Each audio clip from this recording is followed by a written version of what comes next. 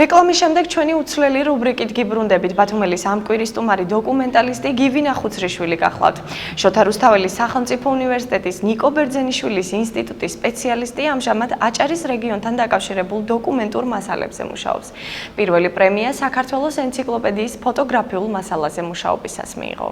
ბატონო გივი, რას ნიშნავს თქვენთვის ბათუმი, ბათუმელობა და რა განსაკუთრებულთან ასოცირდება ეს ქალაქი თქვენთვის? მე თვითონ თბილისელი ვარ დაბადებით, წარმოშობით, მაგრამ მეუღლე მყავს ბათუმელი. ასე რომ ბათუმი ჩემთვის უცხოური არის, პირიქით მეორე სამშობლოა და თვითონ ბათუმზე ისეთმა შემიძლია თავი დავდო ამაზე, რომ ბათუმი არის ევროპის ერთ-ერთი ულამაზესი ქალაქი.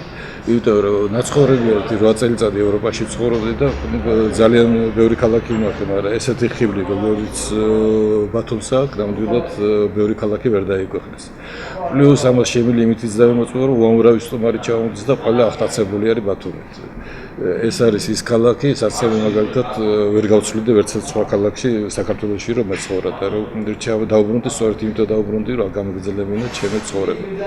პლუს ბათუმს რა ყველაზე კარგი რომ ეს არის სწავლისთვის და მე საერთოდ რაიმეს შექმნა თუ გინდა ადამიანს ეს არის შესანიშნავი ადგილი, იმიტომ დრო ფაქტობრივად არაფერში არ გეკარგება. ქალაქი პატარა, კლიმატი შესანიშნავი, ხალხი მხიარული, კონტაქტში იველად შედის და მე პირადად ძალიან მომწონს აქ ცხოვრება და ალბათ სხვა ქალაქში ვერც გავძლებ. განა იმიტომ რომ ყოველ საქართველოს ზეპირად ვიცი მოვლილი მთელი საქართველოს ფეხით, ყველგან ვარ ნამყოფი.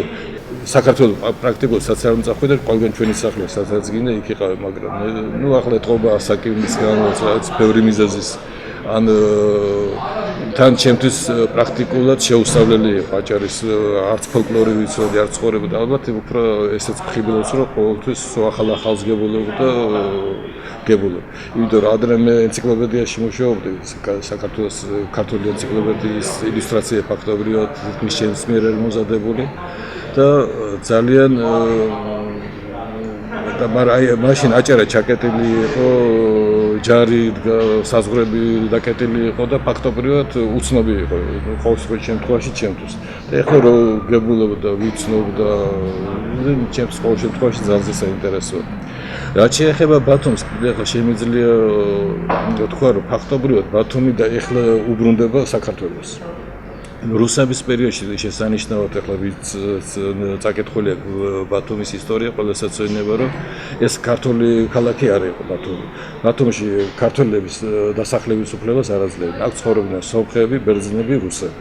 და ბერძნებმაც დიდი ფული გადაიხადეს, რომ აეშენებინათ ეკლესია და ქართველებს მაგის უფლებას არ აძლევდნენ. და აი სწორედ ილია ჭავჭავაძის ძალისხმევა, ეს ჩვენი ინტელიგენციის ძალისხმევა გამოიწვია ისე, რომ ნელ-ნელა ბათუმი უკვე ქართული გახდა და ეხლა ჩამოყალიბებული ცენტრია და აჭარის ფაქტობრივად დედაქალაქი ბათუმი არის.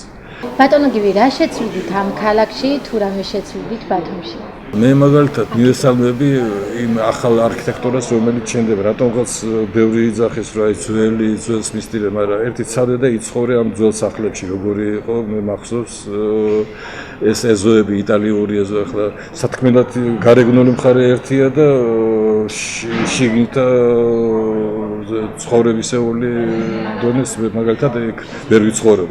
ის რაც ახალი გაკეთდა არის შესანიშნავი, თავისი განახლებული ბათუმი უკვე შესანიშნავად გამოიყურება. ჩაჯდა ძველი სტილშიც, ახალშიც და ერთ-ერთი თანამედროვე ლამაზის ქალაქი შეიქმნა.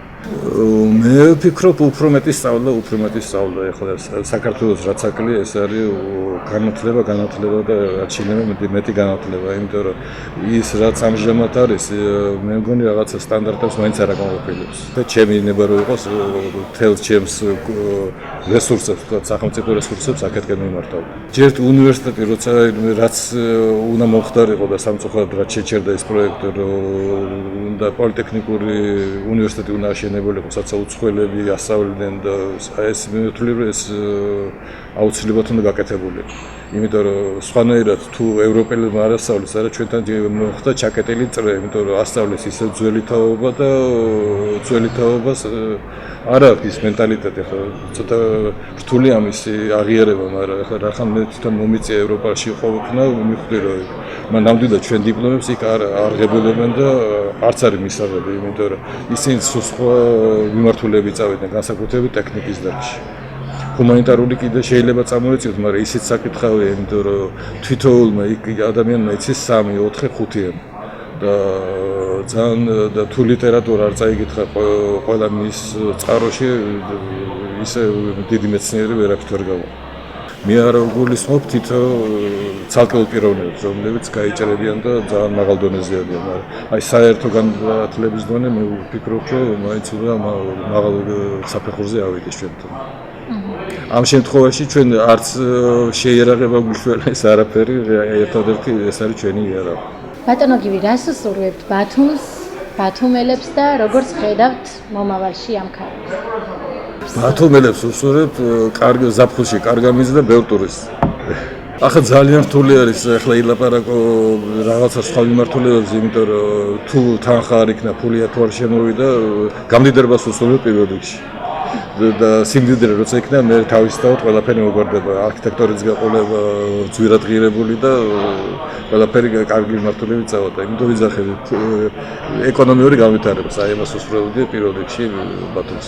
მე ვფიქრობ, რომ ალბათ მომავალში მაინც ბათუმი ჩამოყალიბდება როგორც საუნივერსიტეტო ქალაქი და იმიტომ რომ კლიმატი შესანიშნავია, მთელი წლის განმავლობაში შესაძლებელია როგორც საკურორტო, იმიტომ რომ ცნობილი პლიუს კიდე როგორც კურორტი და ცნობილია გერმანელებს თავის დროზე აქ ჩამოყავდათ გულის სამკურნალო, ძალიან ბევრ დაავადებებს კურნალობდნენ, იმიტომ რომ ეს ნესტი, ტემპერატურა, ეს ყველაფერი ძალიან ხელს უწყობს ძალიან ბევრ დაავადების განკურნებას. აი ამ მიმართულებით რო წავიდეს, განვითარდეს ქალაქი, მოგონი ძალიან დიდი კარგი შემოსავალიც იქნება და ბათუმისთვისაც კარგი.